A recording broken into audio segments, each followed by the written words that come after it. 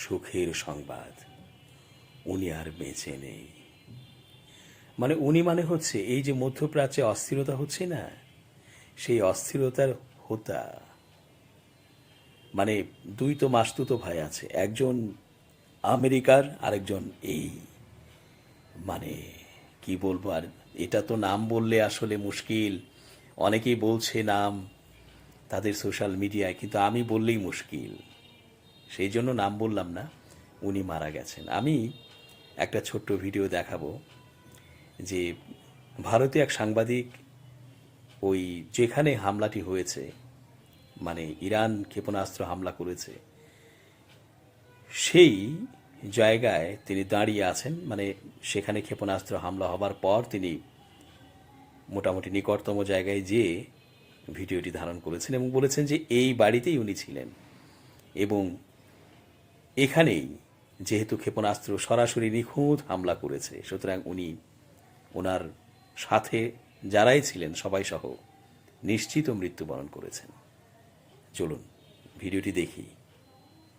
Right now in one of the locations that was attacked, you can see just behind me Prime Minister Benjamin Netanyahu, who has visited this place. This is one of the locations where a deadly attack took place. 9 people were killed and there were in fact more than 25 who were injured out here.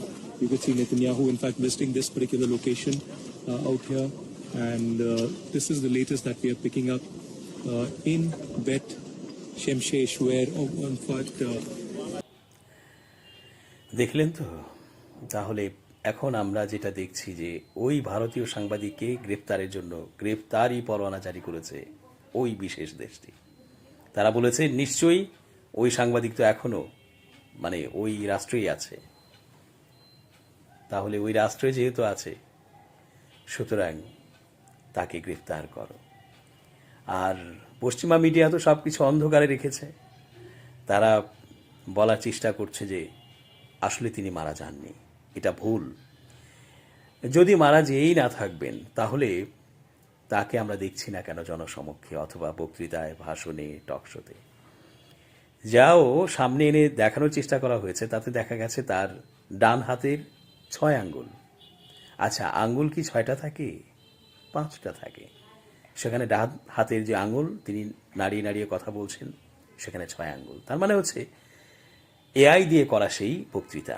এখন AI ছাড়া তার উপায় নেই, কিন্তু AI তো মানুষ এখন ধরতে পারছে।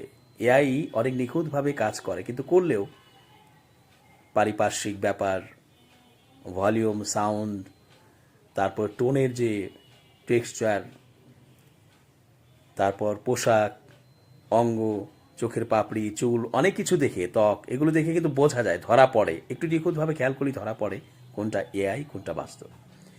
তো সেইভাবে ধরা পড়ে গেছে যে এটা এআই দিয়ে তার ভাষণ দেখানো হচ্ছে ওই দেশটির পক্ষ থেকে যে উনি বেঁচে আছেন, আসলে উনি নাই।